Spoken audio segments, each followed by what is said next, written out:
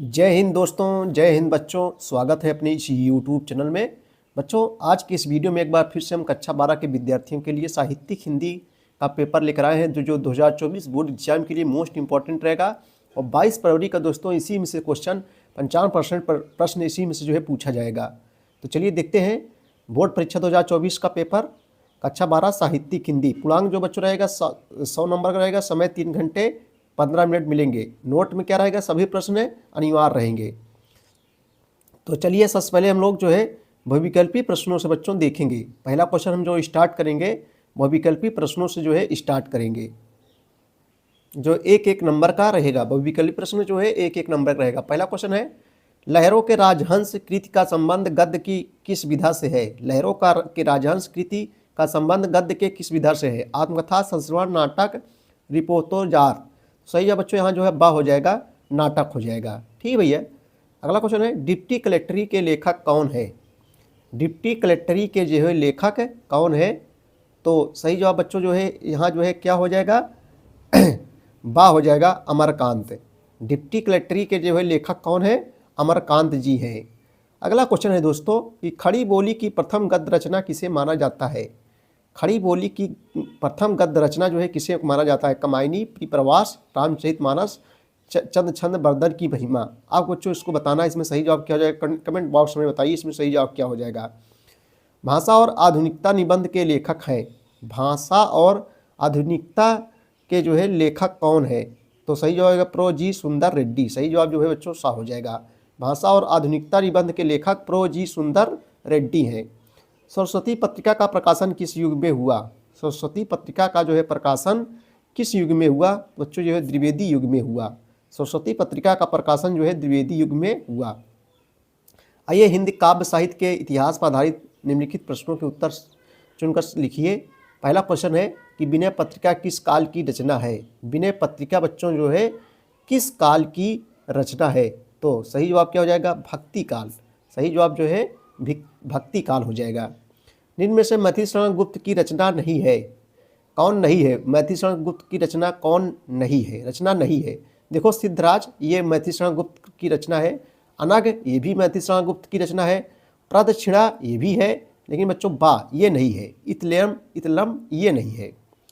प्रकृति के सुकुमार कवि किसको कहा गया है? प्रकृति का सुकुमार कवि जो है किसको कहा गया है?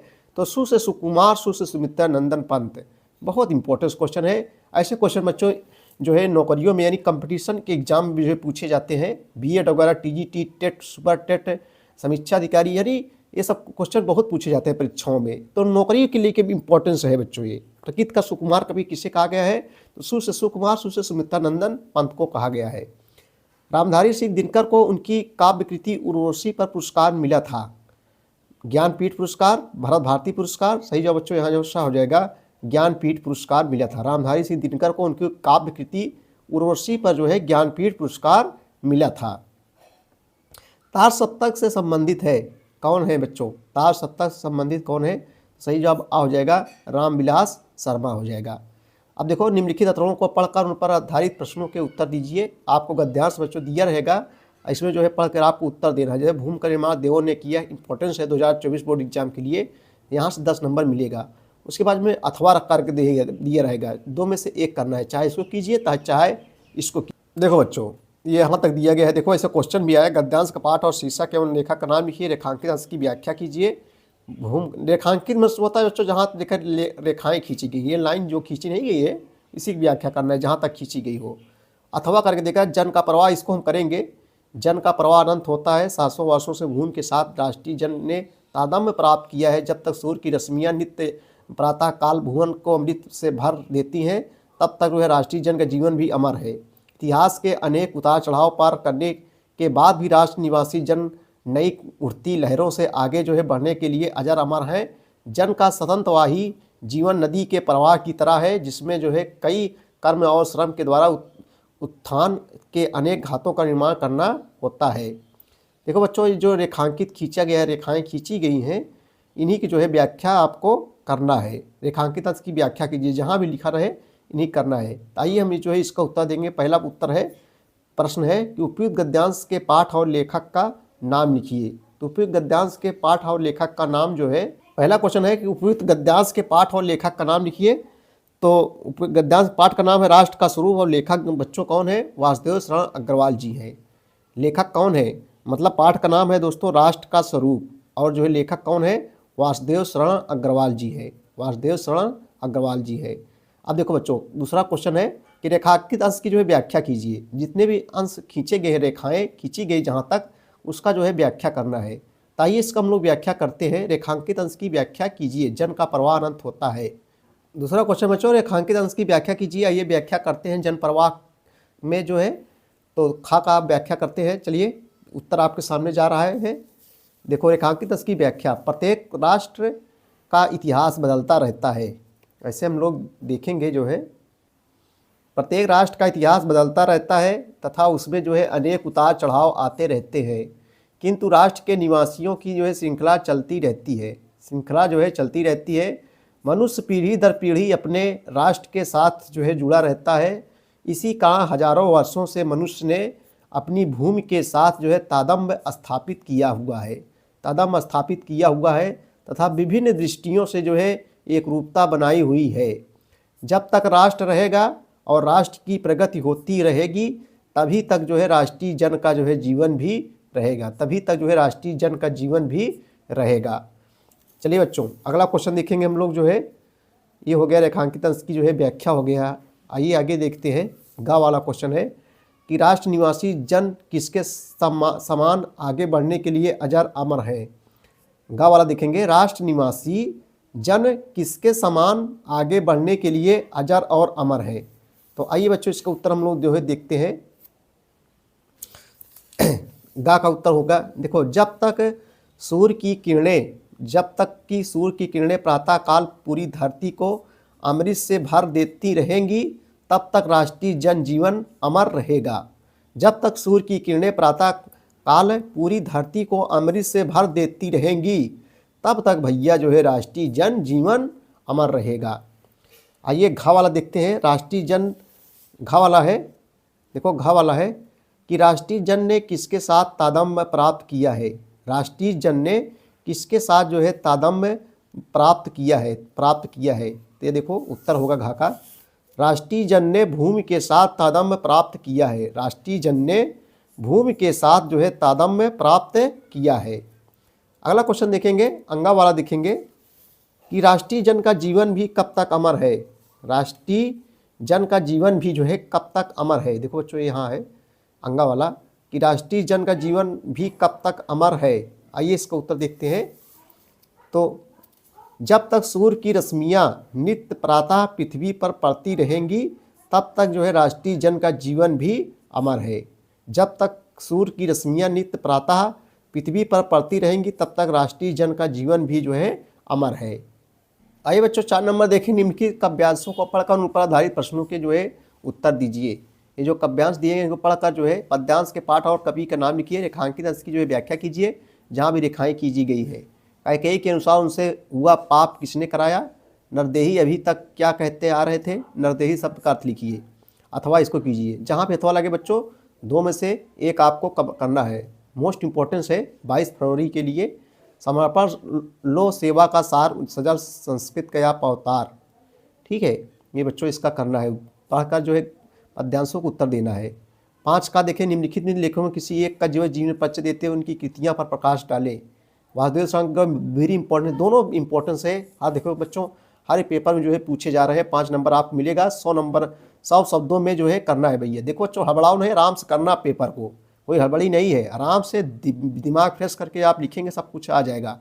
प्रोस जी सुंदर रेड्डी और वासुदेव शरण अग्रवाल ये दोनों मोस्ट इंपॉर्टेंस है वेरी इंपॉर्टेंस है। खा है निम्नलिखित कवियों में किसी के एक कवि का जीवन परिचय देते हैं उनकी कृतियाँ लिखिए। देखो यहाँ लेखक है यहाँ कवि है दोनों अलग रहे बच्चों। इन तीनों में से एक करना है और इसमें भी तीनों में से एक करना है। देखो ये है। अब देखो मैथिली शरण गुप्त जयशंकर प्रसाद अयोध्या उपाध्याय हरिओत मोस्ट इंपॉर्टेंट है। तीनों इंपॉर्टेंस है और 100 शब्दों में लिखना है। 5 नंबर आपको मिलेगा। पंचलाइट अथवा बहादुर कहानी का सारांश लिखिए। देखो सब पढ़ाएं हैं इसको हम। कक्षा 12 हिंदी नाम की लिस्ट बनाएंगे बच्चों वहाँ जाएंगे आप।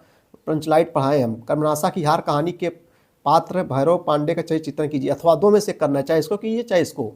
7 नंबर क्या है निम्नलिखित खंडकाव्यों में से स्वपठित खंडकाव्य के आधार पर किसी एक प्रश्न का उत्तर दीजिए। स्वपठित मतलब जो आपके यहाँ बच्चों पढ़ाया जाता है, जो आपके यहाँ पढ़ाया जाता है। कुछ लोग के यहाँ श्रवण कुमार, कुछ के यहाँ आलोक वृत्त खंड का पढ़ाया जाता है, जैसे प्रयागराज में आलोक वृत्त चलता है, और कुछ के यहाँ रसम रथी पढ़ाया जाता है। जो आपके बच्चे यहाँ पढ़ाया जाए, आप अपने टीचर से जो है पूछ लीजिए, या पढ़ते होंगे आप आलोक वृत्त पढ़ते होंगे या रसम रथी पढ़ते होंगे, तो उसी को जो है करना है बच्चों। यहाँ से आपको 5 नंबर मिलेगा।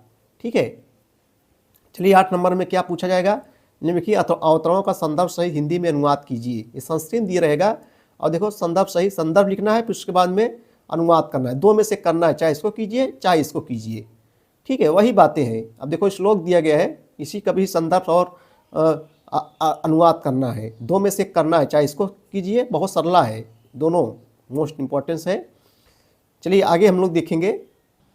निम्नलिखित प्रश्नों में से किन्हीं 2 का प्रश्नों का उत्तर संस्कृत में दीजिए। जैसे हम घा कर रहे हैं, और इसको दिलीपा किरमथ बलिम गर्हित दिलीपा प्रजानाम्यो भूत्यर्थम बलिम गृहीत, इसका ये उत्तर हो जाएगा। ठीक है भैया। वासुदेव कस्य दैत्येन कुत्र गता, श्री कृष्ण कृष्णा दूतरेप कुत्र गता, दूत रूपेण कुत्र गता। ठीक है, दो करना है, मात्र 2 करना है आपको। यहाँ से बच्चों जो है 4 अंक जो है मिलेंगे, 4 अंक मिलेंगे। जैसे दिलीपा किरमथ बलिम गर्हित दिलीपा प्रजानाम्यो भूत्यर्थम बलिम गर्हित, इसका उत्तर ये हो जाएगा, इसका उत्तर ये हो जाएगा। आइए 10 नंबर देखेंगे हम लोग। शांत अथवा करुण रस की परिभाषा उदाहरण सहित दीजिए। अभी हमने कल परसों पढ़ा है बच्चों, सब आपको मिल जाएगा। सुंदरी अथवा कुंडलियाँ छंद का लक्षण उदाहरण सहित 2 नंबर का रहेगा सब। श्लेष अथवा अन्वय अलंकार की परिभाषा उदाहरण सहित जो है लिखिए, 2 नंबर का रहेगा। निम्नलिखित किसी एक विषय पर अपनी भाषा शैली में निबंध लिखिए, 9 नंबर मोस्ट इंपॉर्टेंस है। जैसे मेरा प्रिय पुस्तक, ये भी क्वेश्चन आता रहता है।